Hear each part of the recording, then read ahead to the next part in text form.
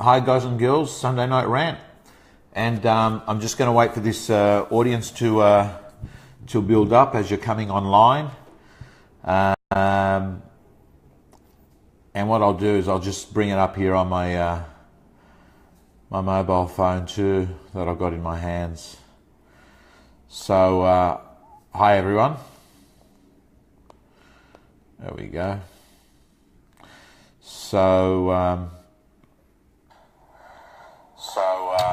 all right. So guys and girls, how you going? See my second mobile here.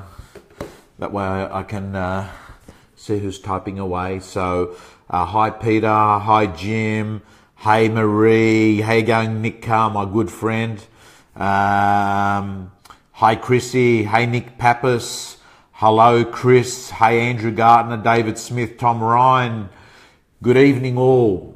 So I want to welcome you all here, Sunday Night Rant. I hope that you can all hear me clearly. And I'm going to talk about a really important subject tonight.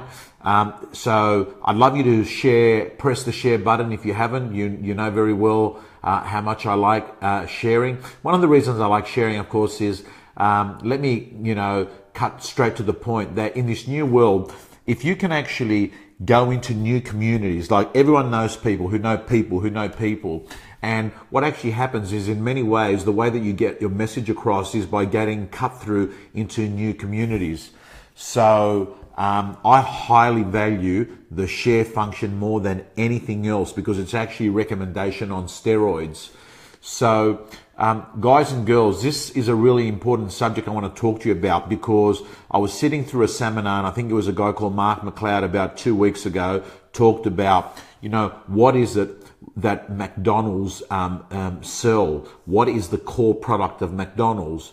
And one of the things that came up is what they do is they sell speed and convenience. And then the subject came up, hello Mark, how you going Jim, hello Sarah.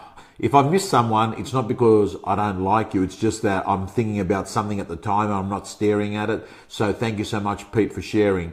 So if you actually think about what McDonald's do, is McDonald's have got the ability to actually have the currency that they trade, the value that they bring to the table, their core competency is speed, that they're able to deliver hamburgers in a fraction of a minute to feed you.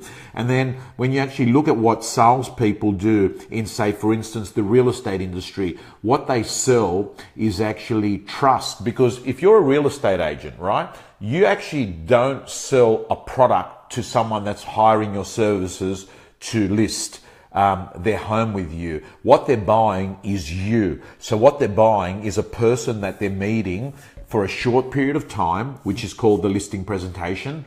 And what they're buying is in that short period of time, they're buying the ability to believe that you are going to get them the most amount of money in the shortest possible period of time. And what they're buying is trust. They're going to trust your story more than another person. So the currency of trust to me is without a doubt the most valuable commodity that anyone has got. And it got me thinking to myself is, how do I trust people? How do I trust people? How do I get someone that I meet in life? And whether it's a short period of time or it's a long period of time, how do I actually trust that person? What is it that they do that makes me trust that person? And I want you to picture a big jar. And in that jar, I want you to picture that every bit of thing that someone does is a jelly bean. Every time you build trust with someone, that you put a jelly bean. Every little bit of thing that you do that helps that person trust you, you put a jelly bean in that jar. And I want you to picture that that jar is full with jelly beans. What you would have noticed if that jar is full of jelly beans is the culmination of a lot of little things between the interaction of the two people that has filled that jar. And when I sit around and I think to myself, what are the things that have actually filled that jar?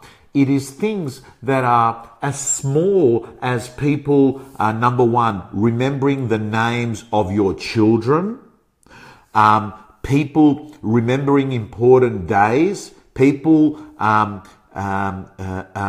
remembering your pet's name, because all of a sudden these little things says to you that this person actually cares. So I have to say to you that if you actually ask me, how do you build trust with someone?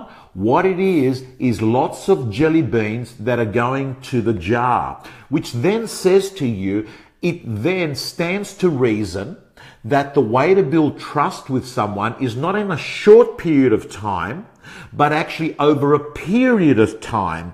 And what you do is over that period of time, you frequently are putting jelly beans into that jar. And that for you to expect to have trust with that person is not to put one jelly bean into that jar, but there's actually a lot of deposits. So then you begin to say, what is trust? Trust is a lot of deposits over a period of time. Hence the term that frequency builds trust. So I'm going to say to you that if you want to become a person of trust, and then subsequently, that's where the term trusted advisor becomes. Think about it. The trusted advisor is a person that advises you, that has trust, and the reason why is for a long period of time they've been putting jelly beans into the jar, which says to me again the importance of you not playing the short game but playing the long game. And what you've got to be doing is just understanding that success in life is that you are going to be putting a lot of micro moments into people. And what will really help is that if you genuinely care about those people, because people will forget what you say, but they never will forget the feeling that you left with that person.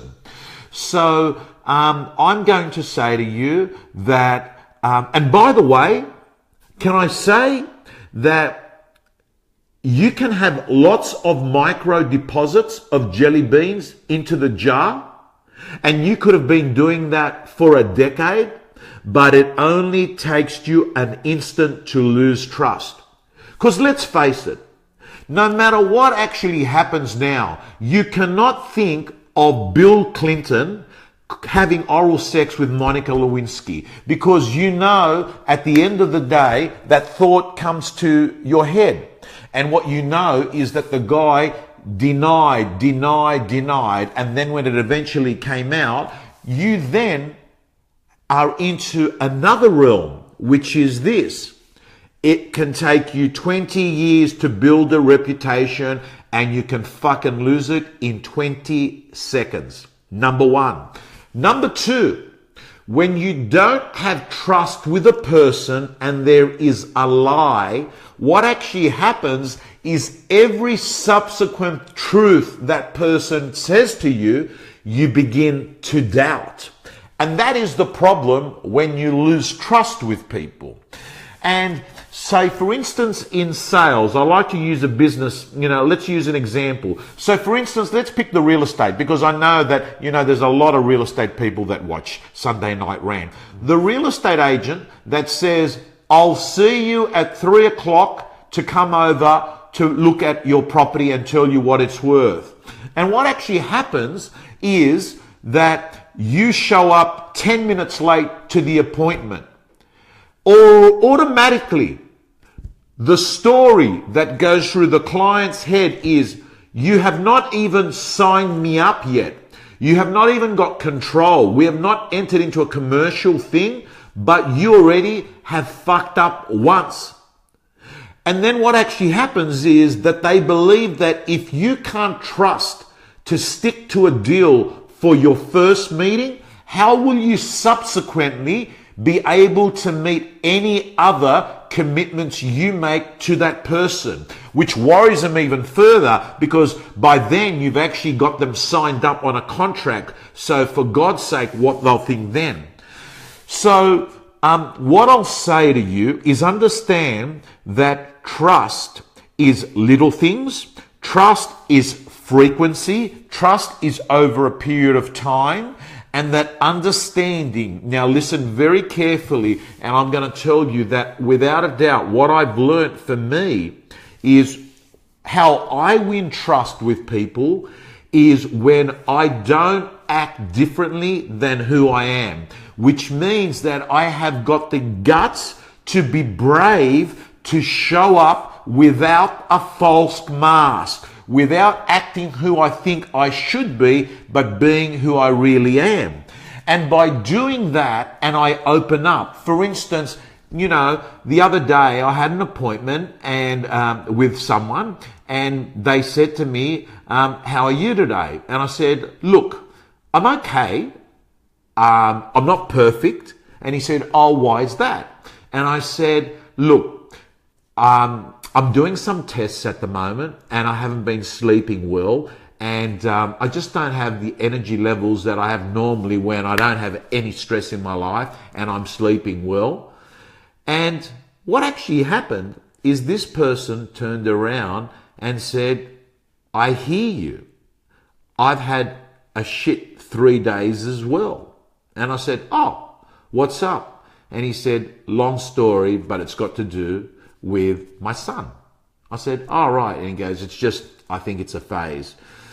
But what actually happened is that two people that were about to talk business showed vulnerability, opened up and said, I've got this issue. And the minute I gave permission to the other person to actually open up, we started having a true, authentic relationship, not between a client and a salesperson, but between two human beings. And that's when you have authenticity. And that's when you build trust with people. Because what's actually happening is that what you're doing is you're taking your fake facade away. And I'm going to say to you that as someone that was doing 100 to 150 presentations a year, now it's about 160, 170, my presentations went to another level the minute I stopped talking like a presenter and I started talking like I talk normally to everyone. The minute I stopped working on incredible, beautiful PowerPoint slides and I just would speak as I am. The minute that I opened up and I was brave enough to show who I was and showed my weaknesses as a human being, people felt connected because they said, okay, he has got insecurities. He has issues. He is just like me. And I'm going to say, great, Gary, love hearing your comments as well, and I love getting your messages. So, gang, I'm saying to you, be vulnerable. Don't be scared. Don't try and be like, I'm telling you, people will take real and quirky over fake and perfect any day of the week. Understand that. So, gang, I also want to touch on, a little bit about, so what's the take out of this? Just get comfortable about showing who you really are. I did it the other day again. I won't mention the restaurant because I don't want to, cop some, defamation case against me. But I went to a really nice restaurant, an upmarket Chinese restaurant. And I'm sitting in the restaurant with 5 or 6 people and they said, this place, it's got a great, sexy brand name and it's talked about and people, name drop this restaurant. And they said, oh, you're enjoying the food. I said, I'll be honest with you, I don't like Chinese food. And they said, oh, but you don't like this? I said, oh, no, look, not really. I'm not into Chinese food. And they said, oh, okay. And I said, I'd be, I would just be happy enough to be eating at About Life in Balmain and having, cauliflower turmeric rice with some pulled pork, which is what I had tonight. I've only brought that up. For, sitting in there for the cafe at $18, I'd actually probably enjoy that a lot better, and being able to get some water or a juice, and knowing that I can finish the meal in like 45 minutes, have a good conversation with someone without being too formal, and be sitting around a table for 2 hours. And I mean, look, I've got to tell you, there have been times like, there are times when I've ended up, this is years ago, I'd, go to some, bar or club, and, you'd be standing up. You can't talk to people because there's noise. You got to queue up for 45 minutes to get a drink. When you get a drink, the waiter or waitresses thinks they're doing you a fucking massive favor. And you just think to yourself, fucking, like, is this how I want to spend 3-4 hours on a Friday night, my spare time? And there are plenty of times where I've just gone into the bathroom, looked in the mirror, and thought to myself, what the fuck am I doing here? I know I'll be happier sitting on the sofa with an iPad watching something like on YouTube, and I just go off and do it. Which brings me to my other point, and I've got 2 points, and then I'm going to finish off, guys and girls, and that is that I've got to tell you that one of the things that's going to make you happy in life is to learn the concept of boundaries. Now, boundaries is where you actually train other people what is acceptable and what is not acceptable in the way that they deal with you. And I was a person that struggled with boundaries, because what I would do is I would say yes to things and to people, to do things and agree to that I would have to do, even though it would give me the shits inside, because I was either sort of influenced to do it, or I had a bit of pressure, or I felt guilt, which I brought upon myself, and I would say yes, and then I would actually feel bitter towards the other person because I was doing something I really didn't want to do, and just to make him happy, which is shit, because then I was feeling shit about this person when I really should have just nipped it in the bud and said, no, I don't want to do it, So what I'm going to say to you is that the way to avoid feeling bitter and pissed off about doing things is just to learn very easily just to say, no, that doesn't work for me. That doesn't work for me. Like, someone wanted me to go speak at a conference, and what it meant I had to do is to go there, the night before, and have to actually hang around there and go to a dinner. And I thought to myself, listen, I'll go to the conference and speak the next day, but I don't want to fucking go to fly there, sleep at another hotel room when I can be in my house, have to go to a dinner, have a late night there, then have to wake up early and speak. So like now, all I'll say to you guys and girls, start learning to pick and saying yes to what you really want to say, and saying no to others, and not to have to explain, because the minute you have to explain is when you're going into guilt mode, because you're trying to actually say, no, I can't do this, and the reason I can't do this, just say, no, that doesn't work for me, I'm sorry. Simple as that. And the last thing I want to say to you is, guys and girls, actually, I've got nothing else to say. And on that point, I wish you all a fantastic week. At the moment, let me tell you, I am reading every week. I'm either listening to an audio book, which a lot of the stuff I say is basically coming from literature that I'm reading. So this week I read 3 books by Brené Brown. At the moment I'm reading Brené Brown, and I love her stuff. She talks about vulnerability. And I'll just bring up the books I'm reading at the moment on Audible. So, because a lot of people ask me, what are the books that I'm reading? So let me just read you the books that I've got at the moment. The Power of Vulnerability by Brené Brown. Making Sense of God by Timothy Keller.